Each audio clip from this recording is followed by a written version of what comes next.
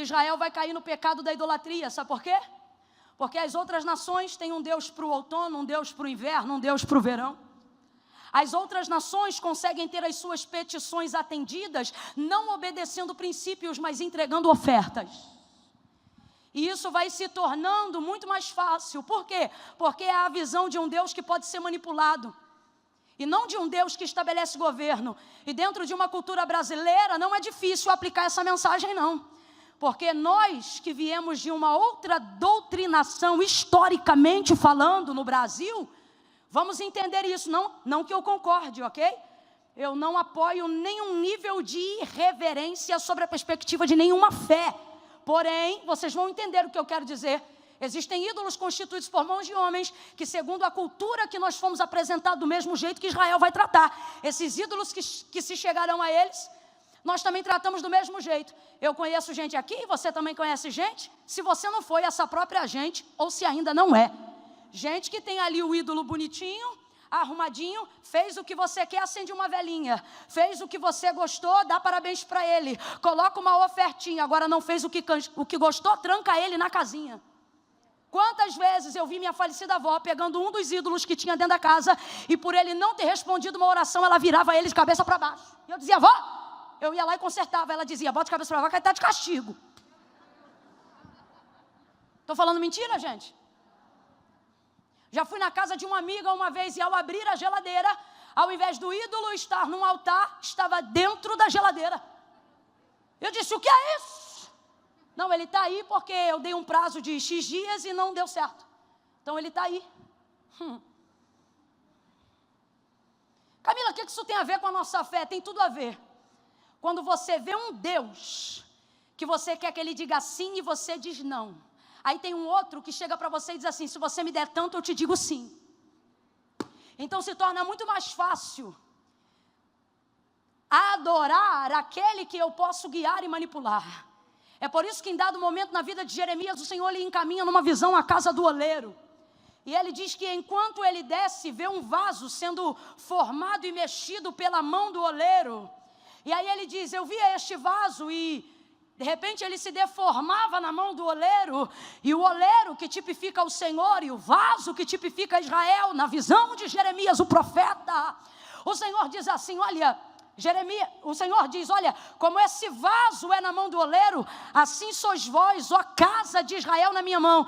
A primeira lição que fica é, vocês não me manipulam, vocês não me governam, vocês não me seguram, mas eu amasso, eu remonto, eu remoldo, eu abato, eu exalto, gostando ou não gostando, Deus é Senhor de todas as coisas.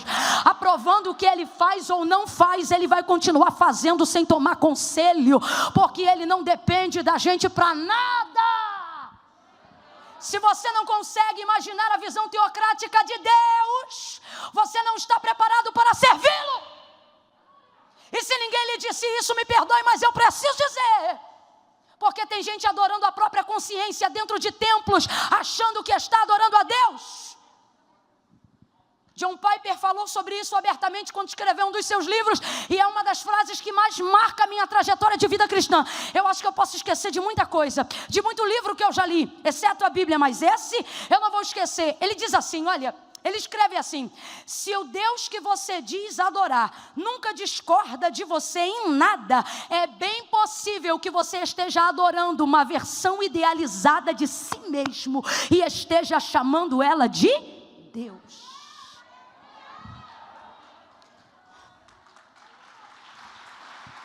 Não quer aplaudir, não aplaude não, mas se vai aplaudir, aplaude com vontade. E mistura glória a Deus e aleluia. Olha para quem está do teu lado e diga, adorar a Deus é melhor do que adorar você. Não, você ficou sem graça, mas eu não vou levar essa batata quente para casa sozinha não. Olha para quem está do teu lado e diga, adorar a Deus é melhor do que adorar você. Agora olhe de novo e diga, adorar a Deus é melhor do que ser adorado por você.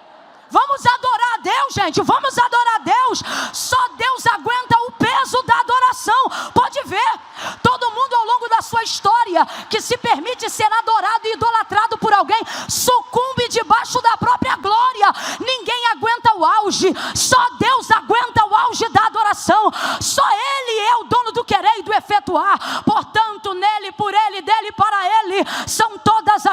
poderosas. Ainda antes que houvesse dia, eu já existia, diz o Senhor, e não há quem possa escapar das minhas mãos. Operando eu, quem impedirá? Porque desde a antiguidade com o ouvido não se ouviu, e nem com o olho se viu, um Deus que trabalha para aqueles que nele esperam. Israel, Israel, não adore os ídolos constituídos por mãos de homens. Não adorem os ídolos constituídos pela sua consciência. Adore a Deus. Ele vai te confrontar? Vai. Camila, Deus também humilha? Se quiser, Ele humilha. Camila, pode ser que Ele me fira? Pode. Mas Ele mesmo diz, se fui eu que fiz a ferida, também sou eu que saro. Responsável, completo, pleno, perfeito. Israel, não faça isso. E aí Deus levanta o profeta Jeremias para ver se eles voltam ao arrependimento e param de inserir-se no pecado da idolatria. E Deus vai usando o profeta Jeremias com uma palavra de conserto muito forte, bem mais severa do que essa que eu estou falando aqui. Se você acha que hoje o caldo está grosso, você precisava saber o mocotó que Jeremias entregava. Eu vou lhe ser muito honesta, tem coisa que está aqui na Bíblia, no texto sagrado, que eu não tenho coragem de reproduzir aqui na tribuna. Quando ele usa, por exemplo, a forma das nações estrangeiras e dos ídolos como amante, dizendo como eles vão violentar Israel. Ele usa termos sexuais que eu não tenho coragem de reproduzir aqui, para falar sobre o nível de violência e abuso que Israel vai sofrer diante desses ídolos e diante da adoração dessas nações pagãs. E por que Deus coloca uma palavra como essa na boca de Jeremias? Essa palavra revela juízo e essa palavra manifesta um pouco de como Deus está irado. Porém, e se eu te disser que tudo isso que Deus está colocando na boca de Jeremias não é para falar do quão irado Deus está, mas é para revelar o quanto Deus os ama e está ainda disposto a perdoá-los.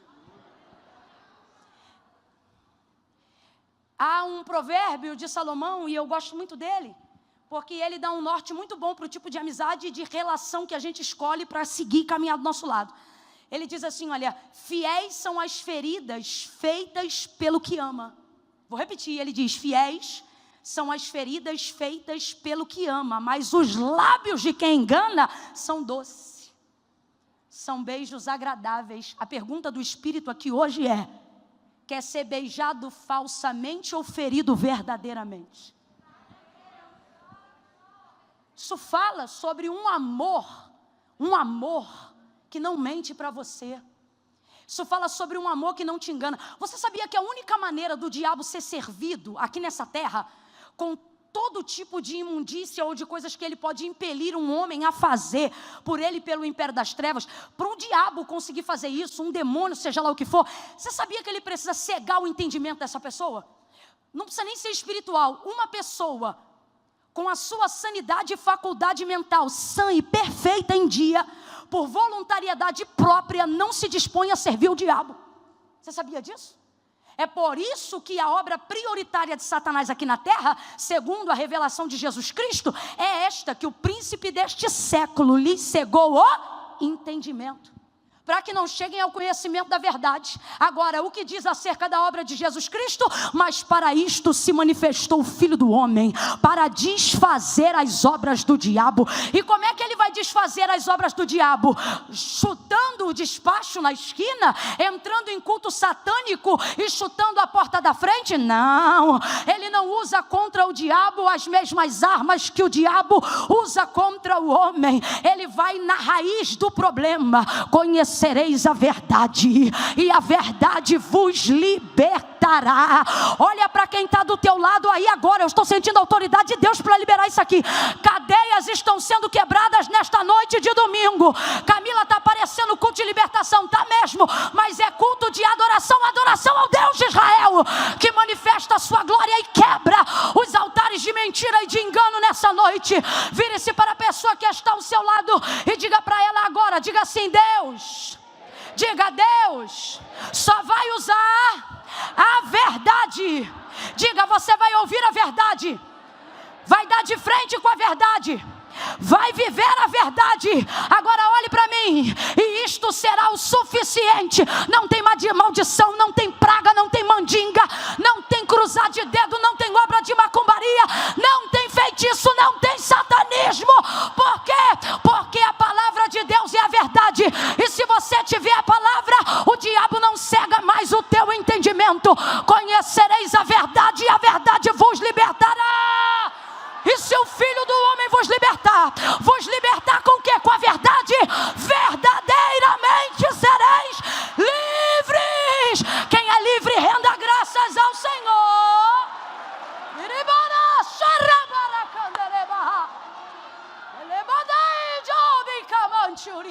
Você não precisa de uma simpatia gospel. Você não precisa de um profeta igual um chaveiro colado do teu lado 24 horas por dia.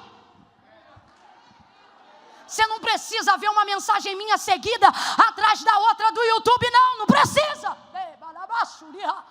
Como é que você vai fazer quando não tiver internet? Como é que você vai fazer quando não tiver o amigo que queria do seu lado? Vai deixar de tomar decisões importantes hoje porque não conseguiu falar com o profeta que dirige a tua vida? Tu só precisa da palavra. Conhecereis a verdade e a verdade vos... Isso será o suficiente. Porque se o Filho do Homem vos libertar, verdadeiramente sereis. Então veja, na imposição das leis e na boca de Jeremias, não está a destruição de Israel, está a sua liberdade. Mas as pessoas acham que a liberdade só está na permissividade. Somos tendenciosos a achar que a liberdade só mora no sim.